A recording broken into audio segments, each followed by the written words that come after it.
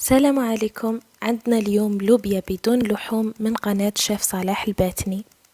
اللوبيا تاعك تكوني مشمختها من قبل بليلة، لوحيها في الكوكوت وتزيدي عليها الماء وشوية ملح، وقفلي عليها خليها تطيب.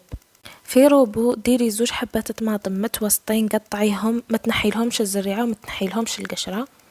زيدي لهم حبة بصل كبيرة مقطعة، 4 سنات ثوم يعدوا كبار، بغرفة كبيرة طماطم مصبرة، وخلطي كلش، ارحي مليح ولوحي الخليط في طنجرة يعود فيها شوية زيت.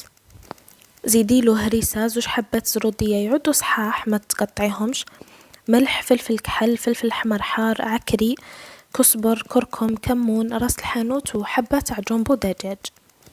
قليهم مليح مليح، ومن بعد مرقي بالسخون.